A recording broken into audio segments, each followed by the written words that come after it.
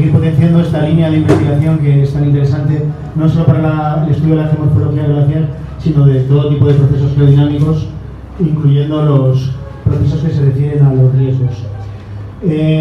La presentación se titula El registro cosmogénico de la evolución de los glaciares en los Andes peruanos occidentales, lo que se refiere a cómo se ha quedado registrado en la presencia de isótopos cosmogénicos en la superficie de las rocas esa evolución de los glaciares. Entonces, ¿por qué es importante esta investigación? En primer lugar, porque la investigación de los glaciares atañe a una cuestión que tiene gran relevancia en Perú, porque los glaciares son reservas de agua sólida. La costa de Perú es la región más árida de la Tierra, con precipitaciones inferiores a 20 milímetros o incluso menos según nos desplazamos hacia el sur, y es un factor clave para el futuro desarrollo sostenible de Perú, no solo por el abastecimiento de agua para la población, sino también para las actividades económicas, como por ejemplo la minería o la producción de energía eléctrica. Y bueno, para comprender la evolución de los glaciares es necesario conocer su cronología para ver los diferentes parámetros que empleamos para analizar los glaciares, por ejemplo, la superficie, la altitud de la línea de equilibrio, el volumen, cómo evolucionan en el tiempo. Además, esta investigación está permitiendo posicionar a la institución en el Programa Nacional de Investigación y Desarrollo de Perú y también en el panorama científico internacional, donde las dataciones cosmogénicas están muy en boga desde hace bastantes años. En ese sentido, es muy interesante esta línea de trabajo conjuntamente con la que están desarrollando otros proyectos más relacionados con los riesgos o con sismología, con los riesgos volcánicos, por ejemplo, en Arequipa con sismología, porque entre todos podemos intentar desarrollar un laboratorio de preparación de muestras para este tipo de dataciones que sería el primero en Sudamérica y podría constituir una referencia para otros servicios geológicos de otros países de Sudamérica con vistas a canalizar la preparación de estas muestras, ¿no?, para este tipo de dataciones. Y además ha implicado a dos direcciones, la Dirección de Geología Ambiental y Riesgo Geológico y la Dirección de Laboratorios, y he de decir que hemos trabajado muy bien y bueno, quería agradecer no solamente a los compañeros de la Dirección de Geología Ambiental, sino también de laboratorios que en todo momento han prestado una colaboración excelente durante todo el proceso para culminar este proyecto, y espero que esa colaboración pues siga adelante, ¿no? Las áreas de estudio del proyecto, me imagino que todos ustedes conocen, son el Nevado Hualcán, la Cordillera Parecacá y el Nevado Chila, que están en el norte, en el centro y en el sur de la cordillera occidental de los Andes peruanos. Y lo relevante es que están en el norte, en el centro y en el sur para ver cómo evolucionan esos parámetros que investigamos, cómo cambia la evolución de los glaciares en latitud, porque como todos ustedes saben, una característica fundamental del clima de Perú es que la aridez se incrementa hacia el sur de la región como consecuencia de la influencia de la corriente fría de Humboldt. Además, están en la cordillera occidental porque el 90% de la población de Perú y de sus actividades económicas se concentran en la costa y en la rampa que enlaza la vertiente occidental de los Andes con la costa del Océano Pacífico. Otras partes del proyecto evalúan otros parámetros como la superficie, los volúmenes o las eras, y esta presentación se va a referir solo a cómo hemos obtenido esas dataciones cosmogénicas. Estas dataciones cosmogénicas, porque tenemos otras que proceden de una colaboración anterior con la Universidad Complutense, pero que se están publicando ya, y no me voy a referir a esas dataciones. Entonces, en primer lugar, pues vamos a ver tres claves, y es que la radiación cósmica genera cambios geoquímicos en la superficie de las rocas que generan isótopos cosmogénicos como el aluminio 26, el berilio 10 o el cloro 36. El recuento de esos átomos permite conocer cuánto tiempo lleva expuesta una superficie a la radiación cósmica, y de ese modo, con una interpretación geomorfológica adecuada, pueden datarse procesos geodinámicos externos como el avance de los glaciares o una erupción volcánica o la paleosismicidad. Sobre todo, lo importante que tiene este procedimiento de datación es que es útil para cronología cronologías muy recientes. Hemos datado cronologías, como van a ver, desde hace 120.000 años hasta hace 600 años. Y otros métodos de datación no pueden aplicarse para rangos tan recientes.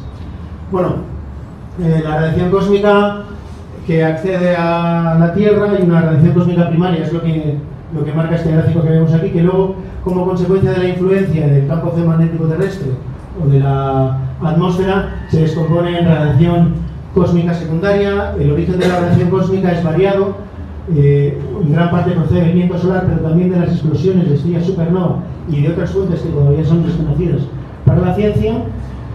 Y un factor importante es que la radiación cósmica es mayor en bajas latitudes y altas altitudes, con lo cual los Andes peruanos son un entorno excelente para aplicar este tipo de dataciones. Por eso también hemos obtenido cronologías tan recientes, ¿no?, de tan solo unos siglos. Bueno, los isótopos son átomos de un mismo elemento cuyos núcleos tienen diferente cantidad de neutrones y por lo tanto difieren su número de masa. Y la radiación cósmica, como he explicado, genera isótopos cosmogénicos en función de tres factores: la intensidad de la radiación cósmica incidente, por eso la importancia de la latitud y la altitud a la que me he referido antes, la cantidad de isótopos previamente acumulados en la superficie de la roca, de ahí la importancia del factor herencia, al que si tenemos tiempo nos referiremos más tarde, y la probabilidad de que una reacción nuclear produzca un tipo u otro de cosmonúcleo. Aquí hay, bueno, obvia decir que esta presentación está a disposición de todos ustedes, la colgaremos en la página web del proyecto, y por eso he incluido algunas explicaciones, algunos gráficos en los cuales no voy a entrar en detalle, pero luego les servirían para comprender mejor la presentación. Aquí hay, pues, en función de cada tipo de cosmonucleido, hay los tipos de reacciones nucleares, la probabilidad y las referencias donde se pueden consultar otros trabajos. Y aquí hay un ejemplo de los tipos de reacciones que producen cloro 36. Entonces, el principio básico de las reacciones cosmogénicas es que, midiendo la cantidad de isótopos cosmogénicos en la superficie de una roca, es posible determinar su edad de exposición a la radiación cósmica.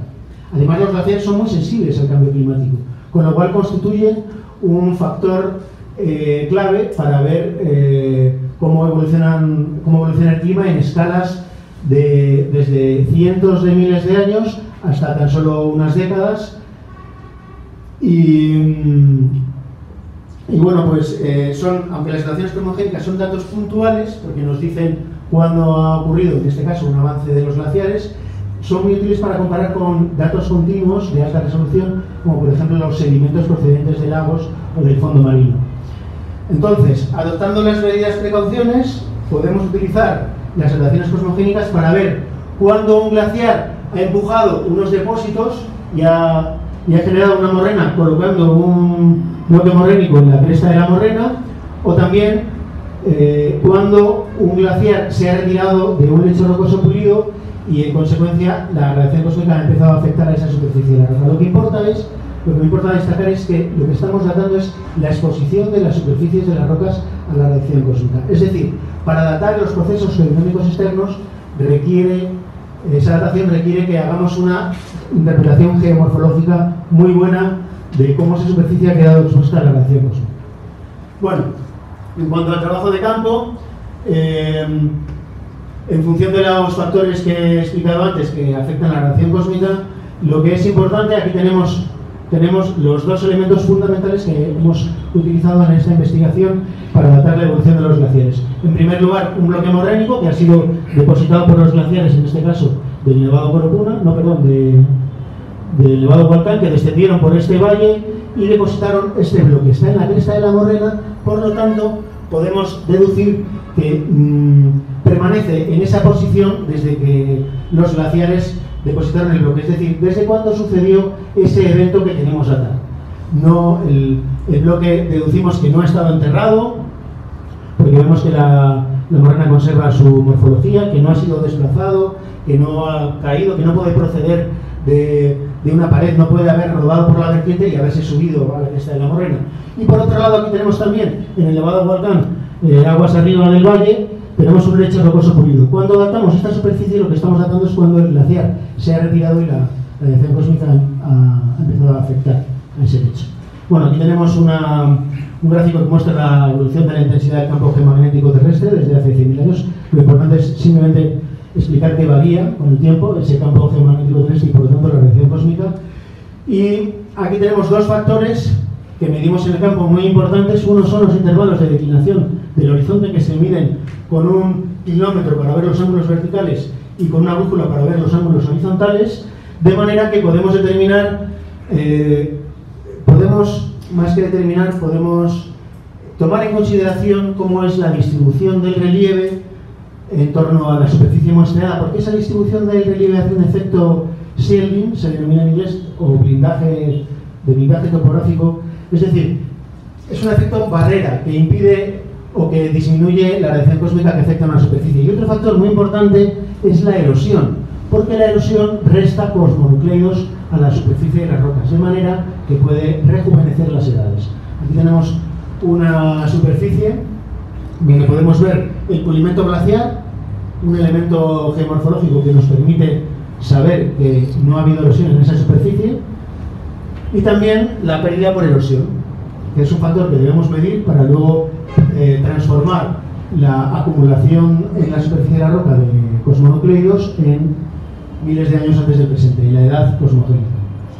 Entonces, para seleccionar la superficie muestreada, pues los bloques, en este caso, en esta investigación, los bloques morrénicos tienen que estar en la cresta de las morrenas para evitar los factores que he explicado antes que afectan a la radiación. Y los lechos rocosos pulidos deben conservar el pulimento glaciar y también estar en posiciones elevadas o donde nuestro criterio geológico o geomorfológico nos permita conocer o nos permita deducir que esa superficie no ha estado cubierta por sedimentos, no ha estado enterrada, aunque es un factor que a veces no podemos controlar bien, como veremos en esta investigación, donde nos hemos encontrado con ese problema.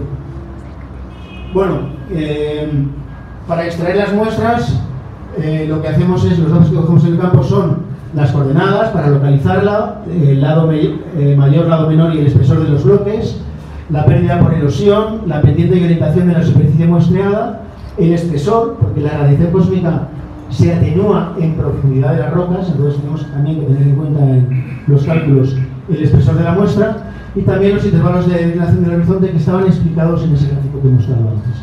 Aquí vemos unas fotografías donde vemos una superficie muestreada, una geóloga tomando los datos con el kilómetro de la brújula y la muestra. A lo largo de esta investigación nos hemos dado cuenta de lo importante que era disponer de una moladora, porque antes de eso, cuando extraes la superficie de la roca solo con un cincel y un combo, muchas veces no puedes extraer esa muestra en un bloque de granito y tienes que supeditar tu elección a donde hay una discontinuidad de la roca. Sin embargo, con la moladora podemos escoger el mejor lugar, que es la parte superior de los bloques. Muy bien. Entonces ahora mi compañero Paul Vázquez va a proceder a explicar el trabajo de laboratorio y posteriormente les expondré los resultados. Buenos días ante todos. Voy a continuar con la exposición. Es exclusivamente la parte del laboratorio, que se ha dividido en dos partes. Hasta un cierto punto se ha hecho el proceso en el laboratorio de INGEMET y a partir de ello en otro laboratorio de Francia, ¿no?, que se me dice eso. Primeramente, antes de hacer el proceso físico-químico, hemos hecho dos análisis previos, uno de rayos X y el otro de petromineralogía, con la finalidad de poder analizar la cantidad de cuarzo, que es lo que necesitamos para hacer este tipo de análisis, y las dos metodologías para este trabajo han sido los rayos X y la petromineralogía. Ha sido importante la cantidad de cuarzo en cada muestra para poder procesar la fisicoquímica, ¿no? Entonces, una vez teniendo estos resultados, tenemos la muestra en la primera foto, la mandamos a chancar, hacemos un chancado secundario, primario, y esta misma muestra se hace un tamizado. El tamizado, cuya granulometría va a ser de 250 a 1000 micrómetros. Estos tres procesos, o todo este proceso, se ha llegado a hacer en el laboratorio de INGEMET, puesto que ahí los equipos están disponibles.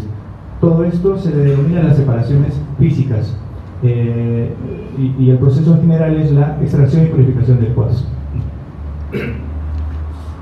A partir de aquí, el proceso ya se ha trabajado en el laboratorio de Cereje en Francia, empezando de la separación magnética, que trata de separar los minerales magnetizados, los minerales del cuarzo, puesto que solo necesitamos el cuarzo, ¿no? Como ustedes pueden ver en esta foto de aquí, el equipo lo que hace es separar los magnéticos del cuarzo.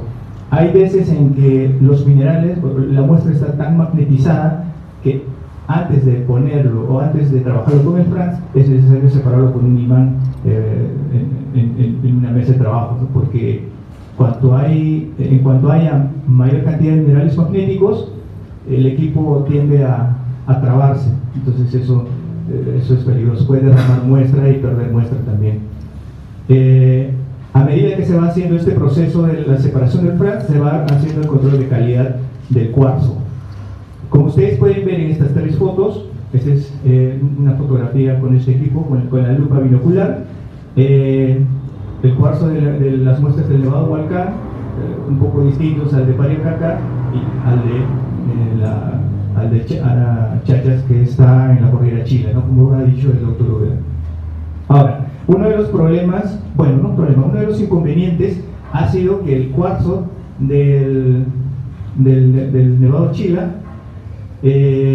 estaba adherido a los líticos, entonces el Franz lo dejaba fuera o lo tomaba como un magnético, y es por eso que no ganábamos mucha cantidad de cuarzo en este tipo de muestras. Ha sido una dificultad ello, ¿no? Pero que después se ha podido remediar. Siguiente. Una vez ya extraído el cuarzo, después de la separación magnética, empezamos a hacer una serie de ataques con ácidos, ácido con el hexafluorosilícico y el ácido clorhídrico, ambos en cantidades determinadas, un tercio de ácido clorhídrico y 2/3 de ácido clorhídrico, el doble, ¿no? Esto se va a llevar a un agitador por 48 horas y lo cual va a lixiviar el cuarzo. Una vez hecho este proceso de lixiviación, lo que va a pasar es que va a reaccionar la muestra a los ácidos, ¿no? Entonces hay muestras que no reaccionan y se les pone 48 horas más, o dependiendo del estado en que se encuentre. Cuando la muestra ya está, simplemente se lava y se le pone a secar. Tenemos la primera parte. Ahora, la segunda, una vez que esa muestra ya está bien lixiviada, empezamos con el segundo ataque, que es la descontaminación atmosférica del berilio 10. Lo que se tiene que hacer en esta etapa es eliminar la capa superficial del cuarzo donde está adherido el berilio 10, que se genera en la atmósfera. Se pierde más o menos 10% de la superficie del cuarzo y se tiene que hacer 3 ataques seguidos de ácido clorhídrico. Como vemos aquí, cómo ha quedado el cuarzo después de hacer este ataque con ácido clorhídrico. Vemos el control de la pureza con la lupa. Esto ya es una separación química, ¿no? La otra etapa viene a ser la disolución total del cuarzo y la recuperación de la muestra. Tenemos que llegar a los 20 gramos de cuarzo puro y adicionar el patrón Spike. Aproximadamente acá 100 microgramos 100 microlitros de Spike. Como el Spike es el berilio 9, ¿no? Que es necesario para el último proceso de lectura de la muestra. ¿Cómo se hace? Es simplemente con un alimento, es una especie de una jeringa micrometrada, y necesitamos una balanza con 4 decimales, y se le añade 100 microlitros de Spike a cada muestra previamente haberla mojado. Una vez hecho eso, se le vuelve a atacar con ácido fluorhídrico y se lleva a un amplificador por 48 horas. En esta etapa se le añade mucho más ácido fluorhídrico porque la idea en esta etapa es disolver la muestra al 100%. O sea, no tiene que quedar nada de sólido en esta etapa, ¿no? Queda así. La muestra de kilo a 2 kilos que sacamos en el campo, al final es este el resultado con el que se trabaja. Esta es la muestra. Y esta muestra se recupera añadiendo ácido clorhídrico preparado a 7 molar y se le pasa a un tubo centrífugo de 50 mililitros y se le da el siguiente tratamiento, que es la disolución total, pero la parte 2, que vendría a ser la precipitación. La precipitación se le añade ácido clorhídrico 7 molar y lo que va a hacer es precipitar algunos minerales en la base y dejar en suspensión lo demás, ¿no? Entonces, para ello se hace un control de pH que tiene que ser 8. Una vez precipitado la muestra, la siguiente etapa es el paso por las columnas. Las columnas son dos, una que es aniónica y la otra que es catiónica. Lo que va a pasar aquí es, en la primera columna se va a eliminar el fierro y el magnesio. Lo único que se hace es preparar columnas con resinas, en este caso es 1×8 para la columna aniónica, y se pasa a hacer una evaporación de la muestra, ¿no? El precipitado y el suspensión, ambos en diferentes tubos de centrífuga. Ahora, la siguiente etapa es el paso por la resina catiónica. En esta etapa es para eliminar ya el boro y el berilio, ¿no? Entonces es muy similar a esta etapa de acá.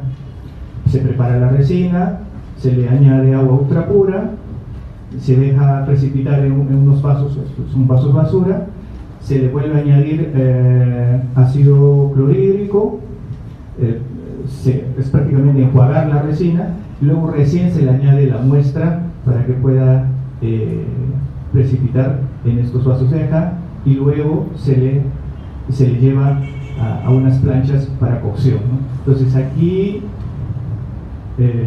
ya después empezamos otra vez a hacer la centrífuga para que el precipitado quede homogéneo, no tiene que quedar costras en la base. Si es que sucede eso, se divide en dos el precipitado, dejando la costra en la base y añadiendo más ácido hasta que la disolución sea homogénea. Hay muestras en las que había mucho precipitado, o sea, no tiene que haber. Cuando ocurre eso, se tiene que dividir en otros tubos de igual medición y volverlo a precipitar, volverlo a ponerlo ácido. Puede ocurrir en una muestra hasta 3, 4 o 5 veces hacer lo mismo hasta que quede bien. Una vez ya pasado la columna, viene la parte del catodés, que es la parte final, la costra final que demuestra que queda, que es muy poco, es bastante poco, ¿no? Que salen unos crisoles que vemos aquí, y lo único que hacemos es preparar los materiales. Son pequeños pernos, anillos para hacer la preparación.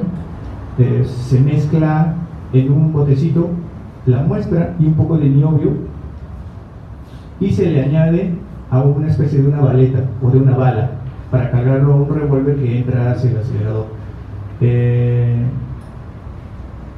Este envase pequeño en forma de bala, una vez colocado en el revólver, el acelerador empieza a hacer su trabajo, que es es un proceso físico muy, muy complicado. Ustedes pueden ver aquí el acelerador tiene un sistema de inyección, vemos que está desmontado el acelerador, hay un detector. Bueno, para explicar un poco el esquema de este análisis. La muestra entra en ese revólver, que lo llaman un carrusel. El carrusel demuestra que luego tenemos la parte de los sólidos y gas, la fuente Scooter, hay una rotadora, hay una extractora con turbinas, el control de presión de gas activo, hay la parte del haz de nanosegundos, ahí tenemos el imán de Bunsen, y esta parte grande en forma de cilindro es la extractora de turbina control de presión a gas activo. Tenemos el acelerador de 5 millones de voltios. Aquí tenemos un lente delantero, un lente posterior, o el cupol, como lo llaman ellos. Tenemos el imán analizador, los vasos fijos, vasos móviles, las láminas insertables para la supresión de isobares, el analizador electrostático, el imán vertical y el último, que es el detector. ¿Qué pasa? Que todos los elementos estables viajan a través de todo el acelerador hasta un cierto punto. Estos son como filtros, ¿no? Lo que hace este equipo es eliminar todo lo que no queremos en el trayecto, hasta finalmente solo pasar los cosmogénicos, que es la parte roja, la línea roja. Si ustedes se dan cuenta, al último solo lleva una línea roja, que es lo que queremos analizar. Todo el resto tiene que ser eliminado en el trayecto. Bueno, después de este procedimiento rápido que le damos a conocer, vamos a pasar a la parte de la interpretación de los datos obtenidos después de todo el proceso, para lo cual el doctor Ubeda va a tratar. Muchas gracias, Paul. Bueno, después de todas las campañas de campo, todos los esfuerzos y todo ese proceso que una de las cosas buenas que ha tenido esa estancia ha sido capacitarnos y un poco empezar a comprenderlo, la verdad es que me parecía un milagro que pudiésemos llegar a obtener los resultados que voy a exponer a continuación. Bueno, no es fácil, voy a intentar exponer los resultados en 15 minutos, 5 minutos por área. No es nada fácil, son 100 dataciones y lo que voy a hacer es mostrar como después quien quiera va a poder revisar la presentación, voy a mostrar un esquema en Google Earth de cada zona donde hemos cartografiado las morrenas, las unidades muestreadas, hemos puesto las fechas con una leyenda. Esa leyenda consiste en lo siguiente: en color azul están las muestras que proceden de bloques morrénicos, en color amarillo las muestras que proceden de lechos rocosos pulidos y en color rojo las muestras que han dado error. Además, las muestras que han dado error tienen un superíndice. Puede ser un error debido a la herencia, es decir, bueno, ahora pondré algunos ejemplos de la herencia, es decir, cuando las edades son sobreestimadas, y eso lo podemos atribuir a que la superficie tenía una herencia anterior de isótopos acumulados en la superficie. Es decir, los procesos erosivos no fueron capaces de eliminar, de resetear esa superficie y tenían una herencia. Luego lo vamos a ver con ejemplos. Luego también ese error puede ser debido a errores cometidos en la geoquímica, por ejemplo porque había mucho precipitado o por las razones que fueran. Cuando se metió en el acelerador de partículas no pasaba la electricidad por la muestra. Y otra fuente de error que veremos en otros casos son los errores por erosión de la muestra, cuando la edad sale sobreestimada, sale demasiado joven, o también porque ha estado enterrada. Aquí lo que vemos es al suroeste del Nevado Volcán, vemos los glaciares actuales y vemos las morrenas en un esquema. Tenemos una cartografía mucho más detallada, pero vemos un esquema de las crestas morrénicas. Entonces tenemos un grupo de morrenas recientes que en principio atribuíamos a la pequeña edad del hielo, que sucedió en los Andes entre el siglo XV y el siglo XIX. Luego tenemos otro grupo de morrenas en el contacto de la rampa que desciende desde ese grupo de morrenas más altas hasta la pampa de Sonquil. Y luego tenemos diferentes fases, entre las cuales tenemos aquí M4, M3, M4 y M5. Este M5 es muy interesante porque procede de un valle glaciar que ha sido cortado posteriormente por este valle. Es decir, con esas cronologías, una de las cosas que podemos saber es en cuánto tiempo es capaz el sistema morfogenético de los Andes de excavar y generar un valle glaciar. Entonces, lo que vemos aquí, a grosso modo, o nuestra interpretación, es que hay 5 grandes grupos de edades. En primer lugar tenemos las morrenas de la pequeña edad del hielo, estas muestras de aquí, que han dado fechas entre 4 y 600 años. Pero además tienen algunas muestras, la 1 y la 4, que tienen un problema de herencia. ¿Por qué? Pues porque, por ejemplo, si una roca ha caído por gravedad al glaciar, como el recorrido es tan corto, esa es nuestra interpretación, ese recorrido es muy corto y el glaciar no ha podido erosionar completamente la superficie para borrar los isótopos cosmogénicos anteriores, con lo cual esos isótopos se han sumado a los isótopos recibidos por la muestra cuando el bloque estaba expuesto en la morrena. Luego tenemos otro grupo de morrenas, tenemos las muestras de lechos rocosos pulidos que están localizadas detrás de estas morrenas de la pequeña edad del hielo y también a un costado, y lo que nos está marcando es el óptimo cálido medieval, que es el periodo cálido anterior a la pequeña edad del hielo. Es un periodo más o menos en la Edad Media. La pequeña edad del hielo, repito, sucedió entre el siglo XV y el siglo XIX en los Andes, pero antes hubo un periodo cálido que implicó la retirada de los glaciares hasta posiciones cercanas a las actuales, y posteriormente en la pequeña edad del hielo ese avance ha llegado hasta la posición marcada por las morrenas, pero parece que ha estado canalizado, ha sido un avance con menor espesor y más canalizado en el fondo de los valles. ¿Vale? Entonces lo que nos está marcando es la retirada desde estos avances que eran mucho más extensos hasta una posición cercana a los glaciares actuales, y luego durante la pequeña del hielo pues ha habido un pequeño reavance de menor entidad.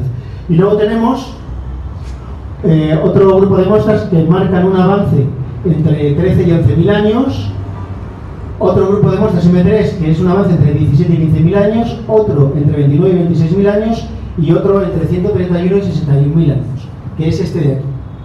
Es decir, este valle parece que ha sido excavado en unos 60.000 años. Y tenemos una primera aproximación de la capacidad que tienen los glaciares para excavar un valle en los Andes. Entonces, lo interesante y la principal conclusión que sacamos es que hay una teleconexión entre el hemisferio norte y el hemisferio sur. De manera que cuando el hemisferio norte se enfría, los glaciares tropicales, los glaciares de Perú avanzan. Y eso, no voy a entrar ahora en esas explicaciones. Si van a acudir al próximo congreso de geología, vamos a exponer este caso en detalle con datos paleoclimáticos, y parece, como hoy en día sucede, cuando llueve en los Andes, durante el verano austral, durante el verano de Perú, que es el invierno del hemisferio norte. Cuando el hemisferio norte se enfría, la zona de convergencia intertropical se desplaza hacia el sur y es cuando llueve en los Andes centrales. Esa es la primera conclusión que hemos sacado y la respuesta clave que está respondiendo a este área de estudio. Es una conclusión que no es nuestra, otros trabajos en otros lugares de los Andes han llegado a las mismas conclusiones, pero sí he de decir que en este caso tenemos una correspondencia muy fuerte entre esos eventos de avances glaciares, las morrenas de M1 a M5, y los eventos fríos del hemisferio norte, pequeña edad del hielo, John Díaz, Soldes Díaz, el último máximo glaciar y el último ciclo glaciar. Muy bien.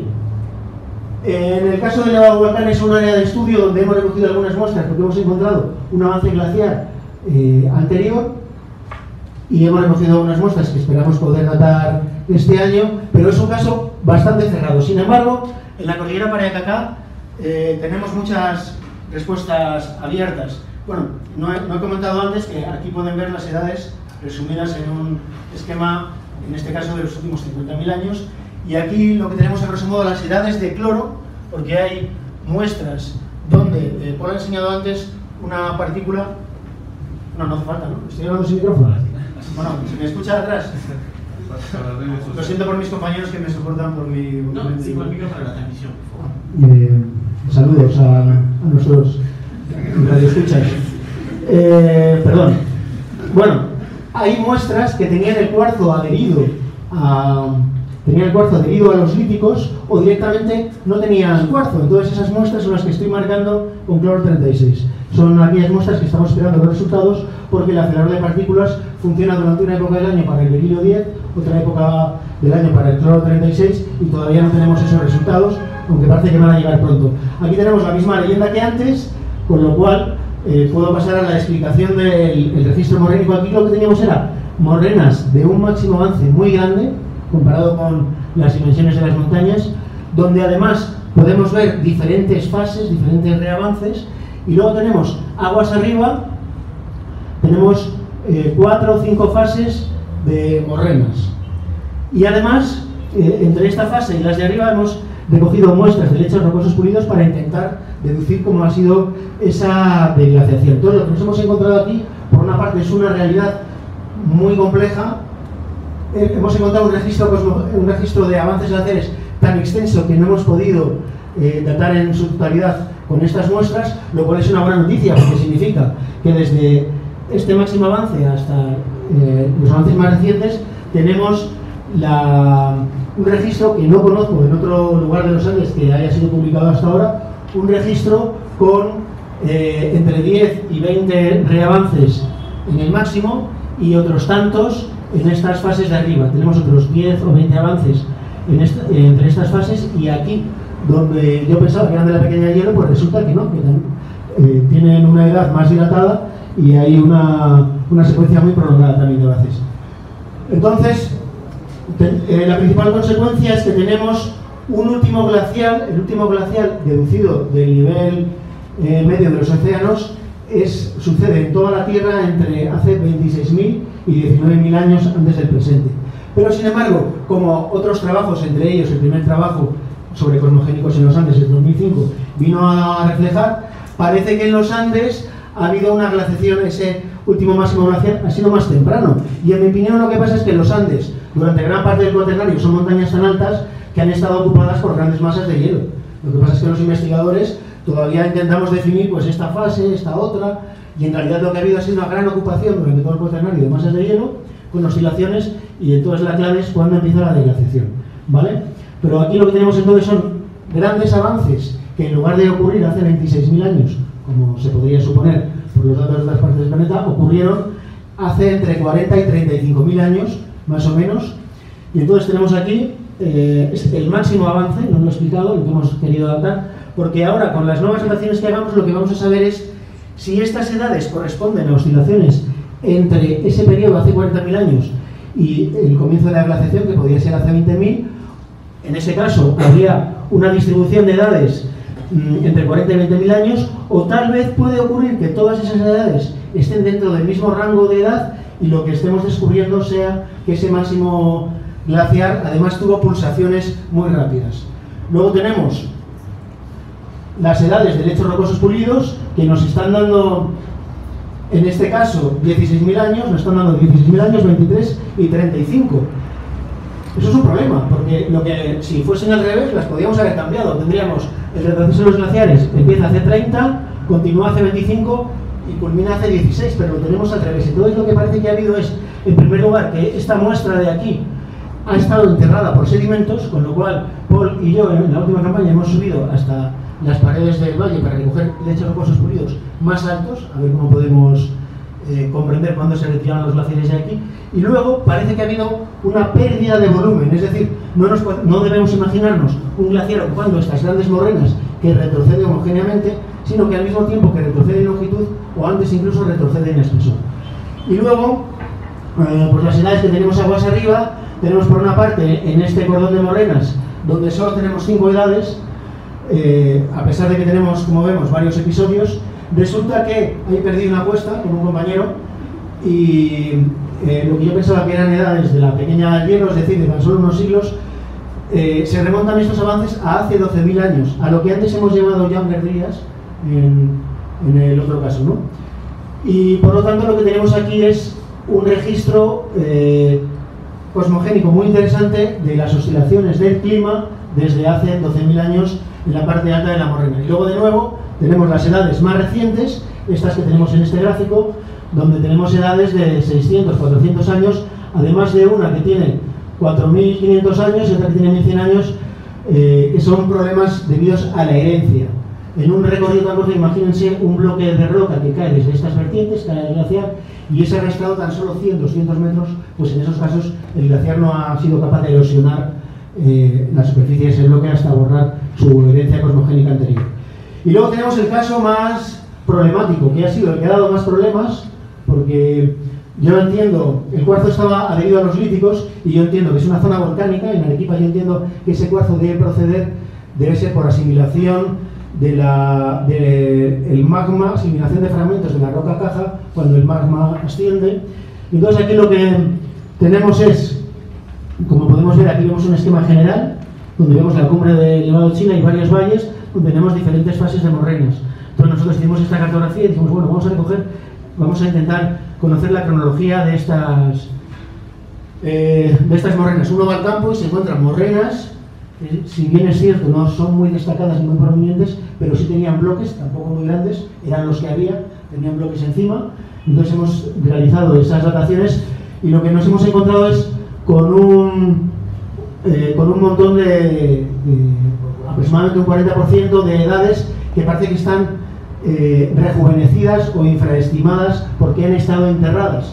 Parece que las morrenas han sido erosionadas. ¿Y cómo podemos saber eso? Porque afortunadamente en la parte alta del valle tenemos esos lechos rocosos pulidos en una zona con una forma abombada, donde sabemos que unos escarpes no han estado cubiertos por sedimentos esos lechos, y esas tres edades control nos han dado edades entre 11 y 10.000 años, lo cual es un dato científico muy interesante porque significa que detrás de la edad de la deglaciación hasta hace 10.000 años, cuando otros trabajos están dando edades de 16.000. Recientemente hemos publicado un trabajo que es fruto de esa colaboración anterior con la Universidad de Complutense, y las edades de la deglaciación coinciden muy bien con estas. Y entonces lo que tenemos son, básicamente, aparte de esas edades en rojo, que están sobreestimadas porque, están infraestimadas porque parece que han estado enterradas, el resto de las edades sí que son suficientes como para indicarnos que ha habido una secuencia de últimos avances hace entre 17 y 15.000 años, que serían estos avances más grandes, y luego los otros avances están comprendidos entre cronologías de 12 y 11.000 años. Esas cronologías coinciden con las cronologías previamente publicadas por Clark y otros en el altiplano de Bolivia. Son dos fases de transgresiones en ese altiplano en las que había paleolagos. Durante la fase de 17 y 15.000 años había un lago, el lago Tauta, que llegaba desde el lago Titicaca hasta el actual Salar de Uyuni. Era un lago gigantesco y tenía en la fase, justo hace 17.000 años, tenía 120 metros de altura de lámina de agua. Y luego la fase Coipasa es una fase con unos lagos menores. Es un dato muy interesante porque la profundidad y la extensión de los lagos nos indica la intensidad y cuantía de las lluvias. Entonces, como conclusiones y perspectivas de futuro, pues comentaremos que hemos conseguido, las dos direcciones que hemos trabajado conjuntamente, culminar una cadena operativa para realizar dataciones cosmogénicas que incluye el análisis geomorfológico, el muestreo, la preparación física y la preparación química de las muestras. La preparación física se descompone en estos procesos que hemos explicado y la preparación química en estos. Y además, gracias a la estancia que hemos realizado en Francia, hemos descubierto, lo primero, que la separación magnética se realiza mucho mejor en IGMET, porque en IGMET tenemos una persona, un técnico especialista, que no hay en Francia, dedicado a ese aparato. La máquina de IGMET está en perfectas condiciones y óptimas condiciones de funcionamiento. Ojalá hubiésemos realizado la separación magnética en IGMET, pero hemos ido a Francia para darnos cuenta de ese hecho. Y en segundo lugar, destacaría que todo el proceso de preparación química, no solo para el IGMET, sino para cualquier institución de Sudamérica, podría realizarse en el laboratorio del IGMET, porque tiene el personal y las máquinas, los aparatos para hacerlo, aunque yo en un primer caso recomendaría realizar lo que vamos a intentar hacer ahora, que es todo el proceso hasta la primera fase de ataques químicos, que es esa fase en la cual se agitan la fase anterior a la adición del spike y el paso por las columnas. Luego los resultados, pues en la Cordillera Blanca tenemos una secuencia de avances glaciares que nos muestra una teleconexión entre el hemisferio norte y el hemisferio y los trópicos, entre las fases frías del hemisferio norte y los trópicos. es un área de estudio que parece que está bastante completada. Solamente nos faltan 5 dataciones para ver cuál es el avance que llevamos más bajo en el valle. En la cordillera Paracaná, sin embargo, la principal conclusión y fehaciente, porque tenemos 14 dataciones que indican eso, es que el último máximo glaciar se dilató hasta hace 40.000 años en los Andes. Luego, por contra, tenemos una secuencia de gran interés paleoclimático, que es una secuencia muy rica de numerosas morrenas entre ese avance hace 40.000 años y el último avance hace tan solo unos siglos. Y luego en el Nevado Chila lo que tenemos es todo un trabajo por hacer que es muy interesante, porque además en el sur de Perú, donde hay volcanes, por ejemplo el Nevado Coropuna, donde hemos realizado otros trabajos, el registro cosmogénico glaciar está muy afectado por la actividad volcánica. Sin embargo, en esta cordillera tenemos la oportunidad de que el INGEMET haga una importante aportación a la investigación internacional. Y entonces, como perspectiva de futuro, pues yo señalaría la posibilidad de posicionar a la institución de cara a la comunidad científica internacional mediante esas publicaciones, mediante un acuerdo de colaboración que tenemos con el CERECH, el Instituto Francés, de manera que podamos realizar en el INGEMET esas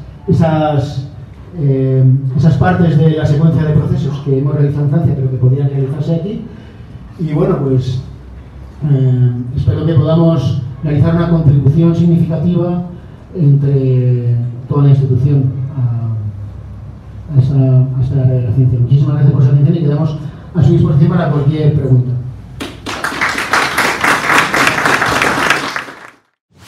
El Perú primero.